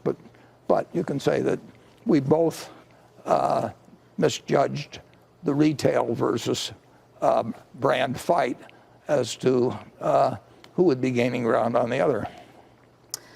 Watching what happened to shares of Kraft Heinz on Friday after all that news came out after the market closed on Thursday, I mean, the stock was down 30%, and I think for Berkshire alone, that was a loss of about $4 billion, on top of your $3 billion share of the $15 billion write-down. I know you wrote in the annual meeting, or the annual letter, about how there are days, because you have such a big portfolio, $173 billion in stocks, there are days with market volatility being back that you see a swing of plus or minus $4 billion on certain days. I know you're like Dr. Spock. You're completely emotionless when it comes to dealing with market moves. But is there any part of you that gets a little queasy when you see that you've lost $4 billion in a day? Not in the least. No, I mean, it makes me, assuming I like the business, depends which ones they are, but overwhelmingly during the fourth quarter, the things were going down. They were buying out their own stock. So I'm actually making money that day, without laying out a dime. And then secondly, I can buy more of some, although a lot of them I've got that 10% problem with. But I mean, there are certain stocks I would have kept buying, except I was bumping up against the 10%. But no, I mean, if you paid X dollars a pound for a hamburger yesterday, and you go in today, and now it's at 80% of X, maybe you have a little hamburger left in your refrigerator or something. Do you tear your hair out over that? Or do you say, my God, this is terrific. The price is cheaper. What else in the world don't you like to buy cheaper than you're paying the day before? That's a fair point. If you're going to keep buying it. That's the very logical way of looking at things, the rational way. Hey, Joe has a question, too. Joe? Mr. Spock. Dr. Spock is that wacky guy Spock. that wouldn't console. Oh, right, he's the baby guy. That said, let the kids cry all I day. finally said something that got your attention. No, I actually wanted to ask about. I was just talking about Dr. Spock with my son. He was. I don't know. I don't know if you just let kids cry forever. I think you need to. Anyway. No way. No, you can't. You can't. That guy was wacko. I'm trying to explain Freud, too, another one. I agree. Anyway. Good luck with that. Can I ask quickly about that 60 Minutes and just some philosophical questions, Warren? Yeah. So the basic thrust of this piece yesterday on electric cars was that, at least the way I read it is, in this country, I think we're starting to feel like maybe the subsidies that Tesla gets aren't really a good way to do things necessarily. And over in China, they seem to be going the other way, where they are going to subsidize this. It's almost a state-run enterprise how much they're subsidizing electrical vehicles. As a result, the thrust of the piece was by 2025, they're going to be doing a couple of million, 3-4 million electric vehicles. We're going to be stuck down under 500,000. Is that what we should be doing here, in your view, or is there a reason you're invested over there in electric vehicles rather than here? I mean, is that the way to do it? Should we be subsidizing it completely here in the U.S., or do market forces allocate capital better? Markets are better generally, Joe. I mean, you know me on that. But that doesn't mean all the time. There's certain, but markets are better. I actually think electric cars, I think you're going to have a lot of people pushing electric cars in the United States, even though the subsidy is going away. I think it goes away at 200,000 units or something like that, and Tesla's hitting it and so on. But no, I think electric cars are very much in America's future, and I think much sooner than autonomous driving. But listen. I'm all for the Chinese doing what they're doing. I mean, in terms of the planet, it's a good thing. So I cheer them for doing it. I don't think we'll need to do it in the United States that much. But you're invested over there. You're not invested here, right? Oh, we bought the BYD 10 years ago, and Charlie called me up and said, buy this, and that is totally Charlie's position, and it's done fine, and he keeps in touch with the management and all of that. That is not something that I could not tell you within 20% what the price of BYD is. I don't look at it. Okay, so that's not your thing. Okay, but just watching at it, the spin I was getting from 60 Minutes was that, we don't understand that certain industries you need full-on government assistance or almost subsidies out there, 10 times what they are right now to try and win at something, which is not surprising for 60 Minutes. But I was just wondering whether you thought we're going to fall behind if we don't have a concerted government effort to prop up the industry.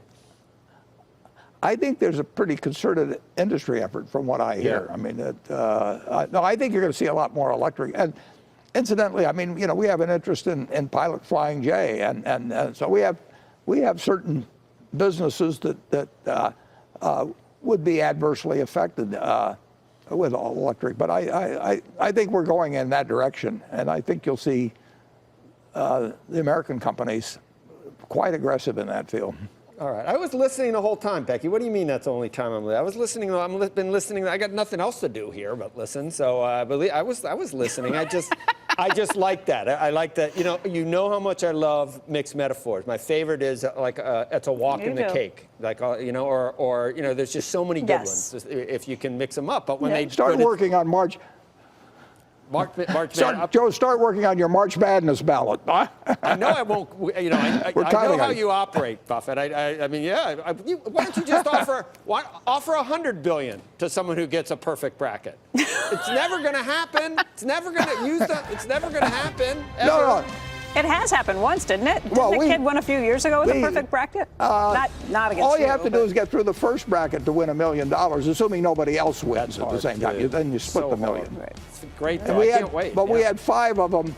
2 years ago, we had 5 of them that got to the last 4 games and perfect. That's amazing. And 4 of them went out on one game and 1 went out on the other game. But they split it. What are your thoughts just in terms of looking around, trying to find businesses, trying to find pieces of business versus when you started the game? Well, it's harder for 2 reasons, one of which is peculiar to us, is we've got a lot more money. So our universe of possible things to do has shrunk from thousands and thousands of things that I used to look at when I had small amounts of money to relatively few things now. See, that seems to defy logic. I have more money, so I have fewer things I can do. But it's just because a deal, it's got to be much bigger. Doesn't move the needle. Yeah. So there's probably 100 stocks.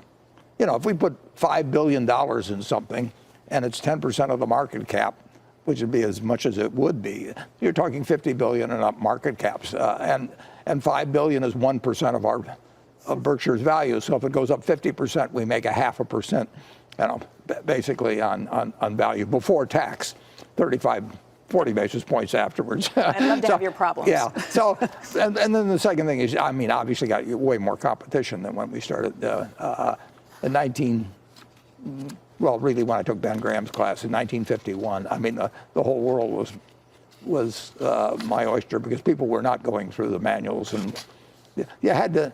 It's easier to get the data now, for one thing. I mean, just with the internet, far easier. And I used to mail away for annual reports and go to the Interstate Commerce Commission, the Public Utility Commission, the Insurance Commission. I went to all those offices and dug through papers, and now it's, you know, it takes five seconds for somebody to get the same information.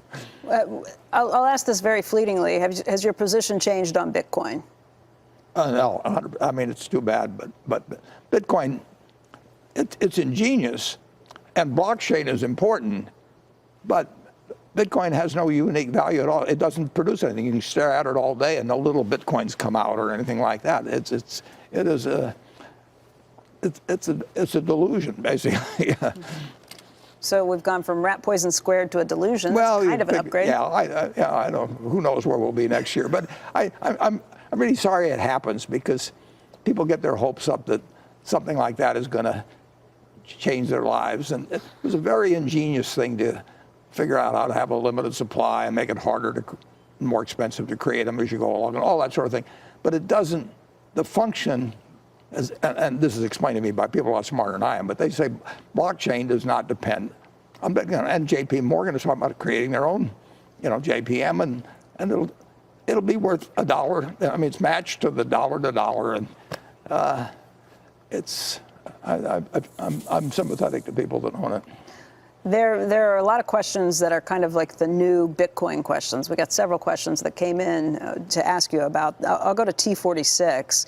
This is Forca Design, LLC.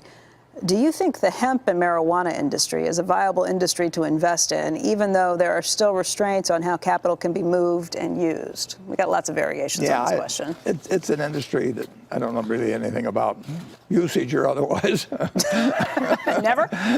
No, never. No, I couldn't figure out how to do it. I couldn't even smoke a cigarette. You were talking to a guy that doesn't pick up things very fast. What do you think about college athletes and whether they should be paid? And I ask you this, having watched what happened with Zion Williamson, the Duke player whose Nike shoe blew up on him last week. It kind of reignited that whole debate. And you're a longtime watcher of college athletics. Well, I'll say this. If I was an athlete, I think I probably should. I would probably have a view on it. I should be. I mean, that you are I mean, if you're really good, you're of enormous commercial value. And the rules of design are designed to prevent you from cashing in on that commercial value. You know, for some period, it doesn't. So the the rich schools are going to win then. Harvard may have a resurgence of football. This one came in T28.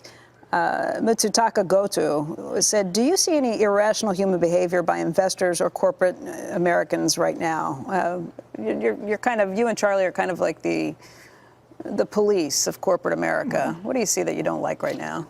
Well, there's always a certain number of people doing things that are designed to take advantage of other people. I mean, the market is so big, and so there's always been people that, you know, maybe it's Bitcoin, maybe it's new issues. I mean, look at all the things that have been created around Bitcoin. I mean, and there's been a lot of fraud and disappearance and all these kind of things.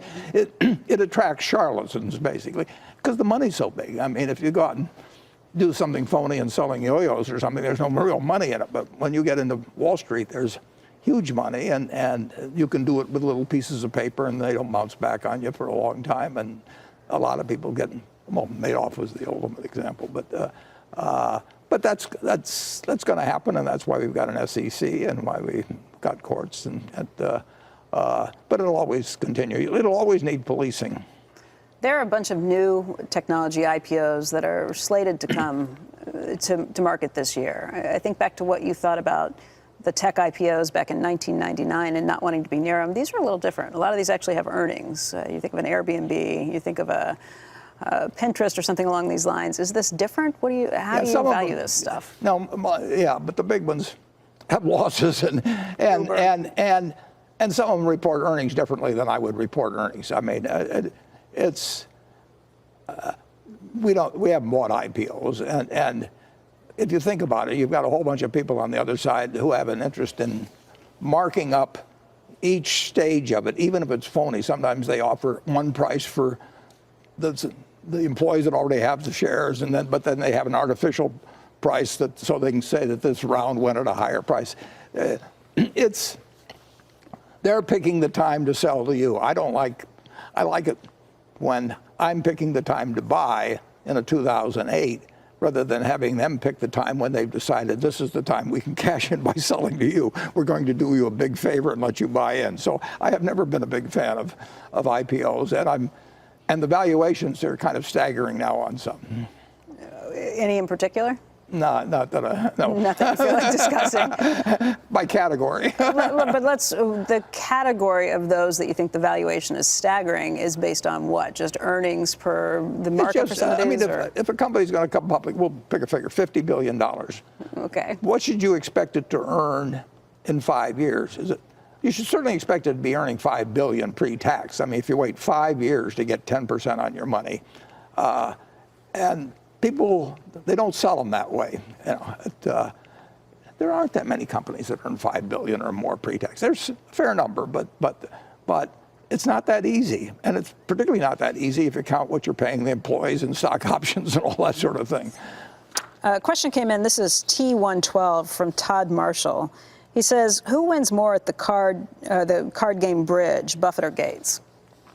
Who wins more when you play bridge? I probably play 100 times as often as Bill, so that's probably the only game in the world where I'd have a slight edge with him. A very slight edge, and if he probably spent 2 solid days working on, he'd do better. While you bring up Bill Gates, Melinda Gates has got a book coming out on April 23rd. I think is one of the best books I've ever read. What's it about? It's about women, and it's about women around the world. It's about herself, and it's very candidly told, and the stories are terrific. And I read it the other day at one sitting. It's only 220 or 30 pages. Coming out April 23rd. And I think it'll be a huge seller. That's great. We'll look forward to seeing it. Another question that came in is T55. Steve Pilgrim asks, for those of us who have lived our lives and careers reading and listening to Warren Buffett and Charlie Munger, to whom do they recommend our grandchildren listen? Well, I hope it's to us. But that would be sort of an actuarial freak. No, there's plenty of interesting writers. But I will tell you this, the fundamentals won't change.